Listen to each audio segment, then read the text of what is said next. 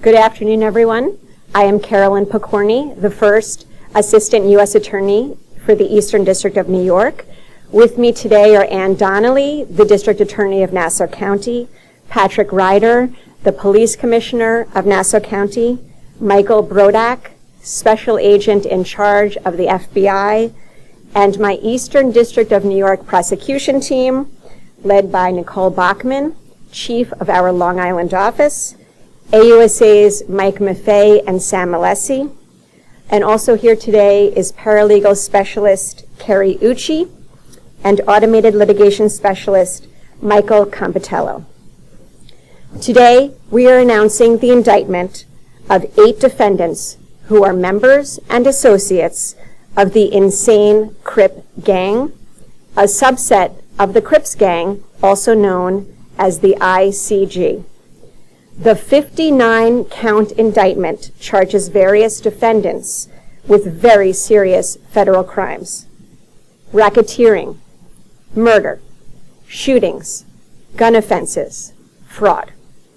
This had a devastating toll, especially on the residents of Nassau County and the community of Hempstead, Long Island in particular. The defendants, as alleged, celebrated murder. They celebrated it, boasting of their violent crimes and proudly brandishing their guns. These charges are the culmination of a years-long investigation into escalating violence between gang members here on Long Island.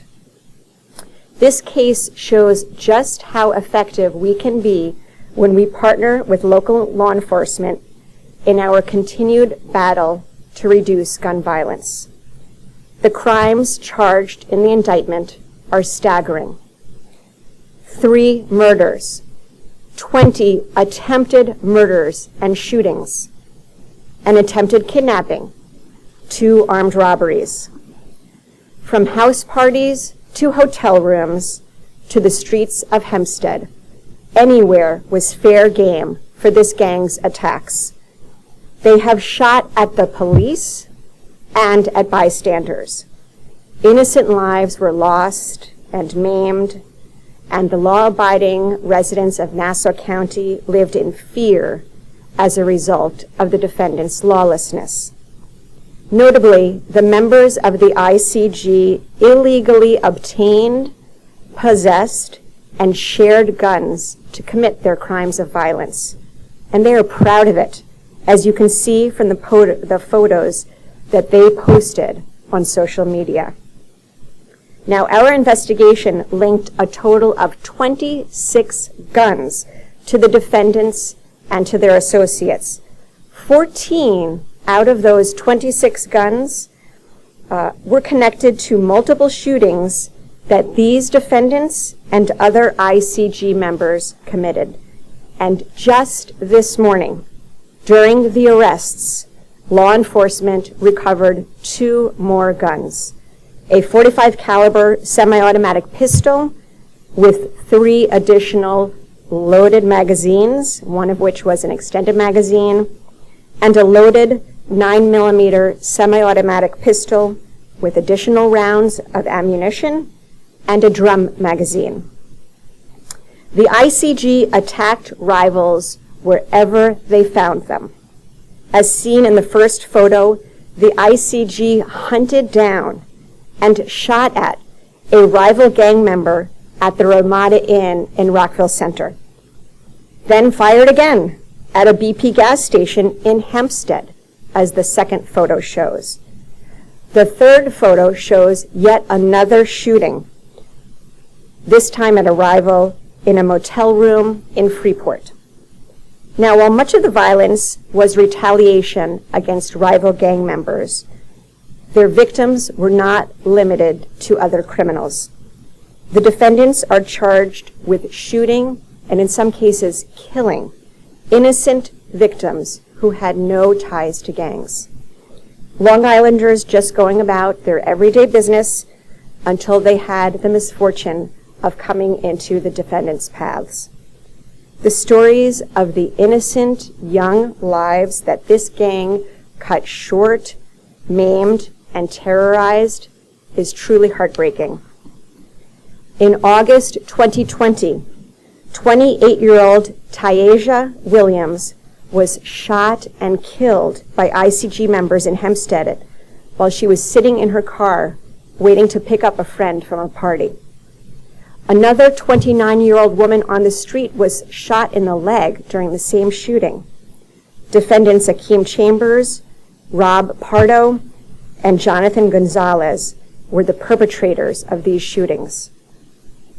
In January 2021, a 21-year-old man was driving down Peninsula Boulevard in Rockville Center when ICG members Akeem Chambers and Jalen Rogers mistook him for a rival and shot at his car. One of those bullets severed his spine, paralyzing him. In February 2022, ICG members followed a woman home from her job at a car dealership, robbed her at gunpoint, hoping to get the business's proceeds for the day. Yet another innocent person with no gang ties. And in March of last year, one of the defendants, Jonathan Vasquez, opened fire on 2 Nassau County police officers as they attempted to do a traffic stop. Officers just doing their jobs. These are, unfortunately, only a few examples of how the defendants brought traumatic violence to everyday life on Long Island. In addition to violent attacks, the ICG, like many gangs that this office investigates, have turned to fraud schemes to finance their criminal enterprise. Here, they stole personal identifying information from innocent victims. They forged checks, they engaged in credit card fraud, and they defrauded banks. When COVID-19 hit, they exploited government assistance programs. They applied for unemployment benefits in multiple states, and they filled out paperwork for small business loans they, of course, were not entitled to. During a 1-month period in 2020, members of the ICG stole $200,000 in unemployment benefits from the state of California. That was in 1 month.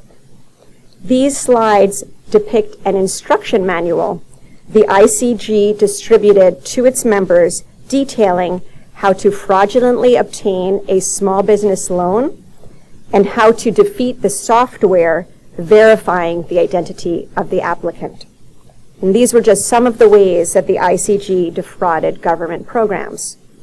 In total, these fraudulent schemes netted the ICG hundreds of thousands of dollars over the past several years.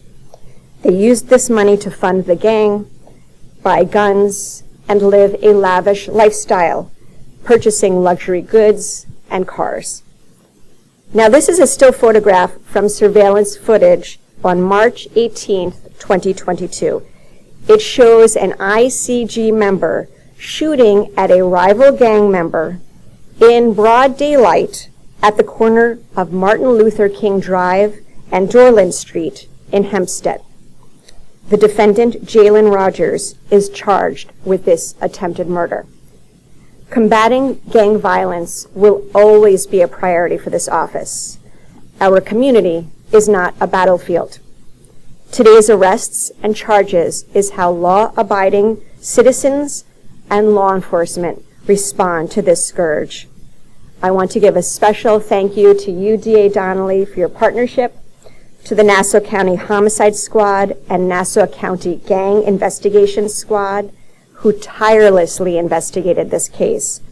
They were relentless in their pursuit of justice for the victims. To the FBI, who put all of the pieces together and brought this case to fruition with their outstanding leadership, and to the U.S. Department of Labor, Office of the Inspector General, and to the ATF for their assistance in the case. I also want to thank my brilliant team who worked tirelessly to protect our community. I'll now turn it over to you, DA Donnelly. Thank you. Good afternoon, everyone. I would like to acknowledge U.S. Attorney Breon Peace. Although he's not with us here today, it was in partnering with him and his team that we were able to make this incredible case. First, Assistant United States Attorney Carolyn Pokorny, thank you. Nassau County Police Commissioner Patrick Ryder, and FBI Special Agent in Charge Michael Broderick. Members of the District Attorneys of Nassau County staff, and of course to the members of the U.S. Attorney's staff for your help in this case. This Crips faction has wreaked havoc in the Hempstead area for nearly a decade, killing perceived rivals and innocent bystanders alike. They have no concern for human life, and they didn't care who was hurt. This gang celebrated their violence on social media and used social media to attract new members. Think about that. Impressionable young people seeing these acts on social media, being drawn into these gangs. And as Carolyn said, how did they finance these activities? They systematically stole from the government and from benefit programs during the height of COVID. One defendant stands above the others, Akeem Chambers. In September of 2021, a young man named James Diamond was awarded money in part of a lawsuit. He drove to a law firm in Long Beach to pick up a check for more than $50,000. Some people who James believed to be his friends, however, were working together to take that money from him. Defendant Akeem Chambers and an associate pulled James Diamond and his friend out of their car in Freeport at gunpoint. James Diamond was shot in the stomach and later pronounced dead. A year earlier, a young woman, Taisha Williams, was at a party in Hempstead during the summer of COVID, and everyone was trying to enjoy themselves outside in the fresh air. Akeem Chambers and his associates learned that rival gang members may be in attendance at this party, and shortly after midnight, Chambers and his associates fired approximately 8 to 10 shots at the partygoers. 28-year-old Taisha Williams was sitting in her car waiting for her friend to leave. She was shot and killed, and the friend suffered a gunshot wound to her leg. As alleged today, Akeem Chambers participated in more than a dozen shootings and 2 homicides in just 2 years. One defendant, more than a dozen shootings, 2 people dead, completely senseless violence on the streets of Nassau County. Lives ruined. I can't stress enough to you how dangerous it is to be a member of law enforcement when you're investigating and trying to apprehend gang members like this. Dismantling organized criminal gangs is never easy work. I thank the members of the FBI Long Island Gang Task Force and the Nassau County Police Department for tracking these defendants down and bringing them to justice. I have personally worked with the team assembled here in the U.S. Attorney's Office, and it is always a privilege to work with them. They are committed professionals, and I thank them for their dedication to this case and all the others that we work together. It is only in working together that we were able to take down all of the people we did today and charge all of the crimes being charged today. And that work together must continue to keep the streets of Nassau County and every place else on Long Island safer. Thank you. Right.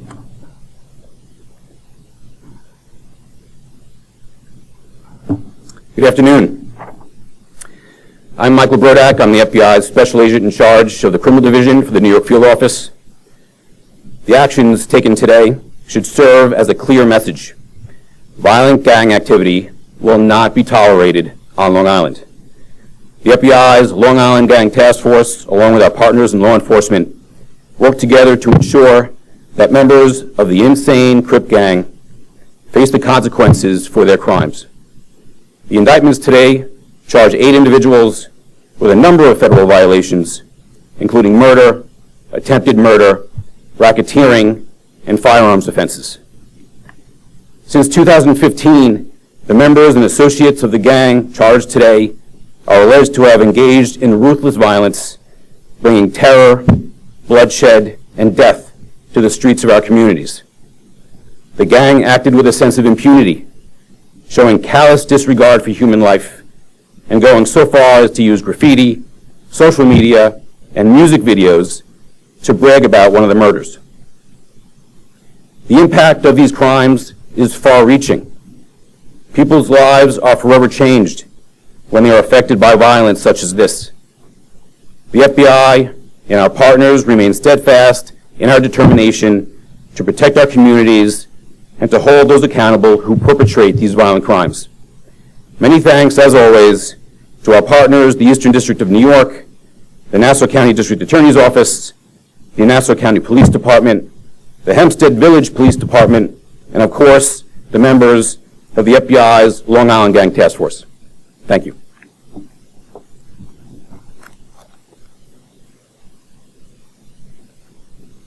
Good afternoon. First, I want to start by thanking the U.S. Attorney's Office for their partnership, the Nassau County DA's Office for their continued support and partnership. Our friends from the FBI are always standing with us in law enforcement in these battles. These individuals decide to take crime to the streets of Nassau County. The message here today is that you may bring crime to our streets and you may get away when you commit that crime. But the dedication, determination of well-funded, working groups that you see here in front, this is our gang. And our gang will answer to your gang. And we will win 24/7 because we are dedicated, determined, and we're going to make sure that we give our victims a voice every single time. In one of these situations, they shot at our cops. We could be standing in front of a church right now having a funeral for those two officers. But instead, we're going to put the bad guy in jail thanks to this partnership, thanks to my gang, and we're going to continue to work together to make sure that we answer for all of our victims. Thank you.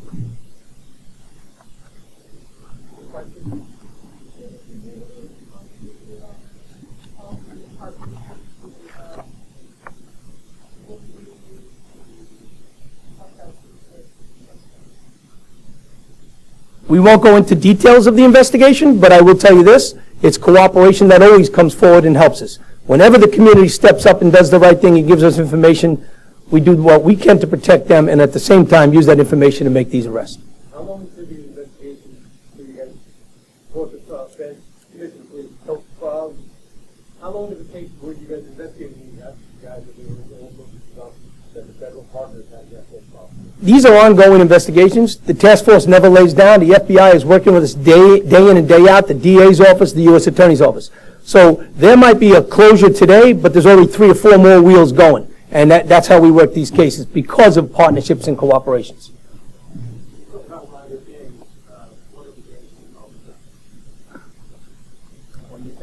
Yeah, you want to get it?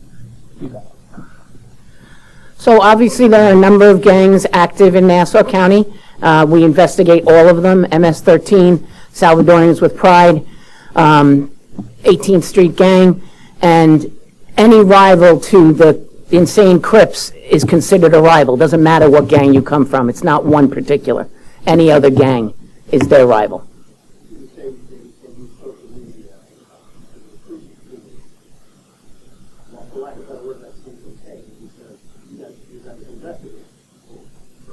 Thankfully, yes.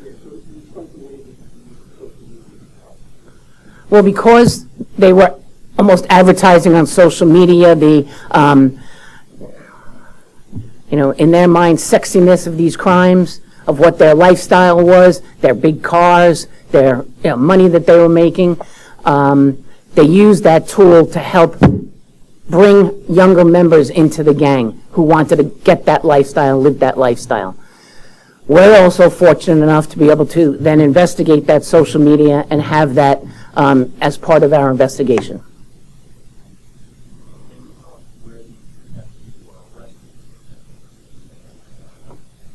Yes.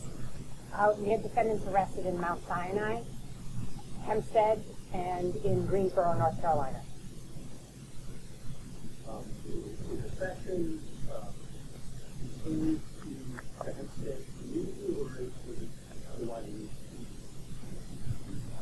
As alleged, the gang has a wider reach, and their crimes were not limited to merely the town of Hempstead. Some of the crimes we outlined today occurred in different towns all over Long Island.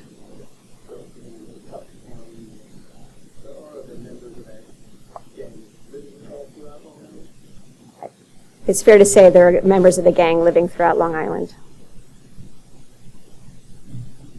And there was the word was used dismantle. What does that mean? And obviously, it's not the same members, right? So, I mean, dismantle seems like a strong word. I mean, how much impact can we still have on people's lives? Anytime you take down the leaders of a gang, it helps to break down the other members. And in this case, we were able to target and take down most of the leaders of this gang.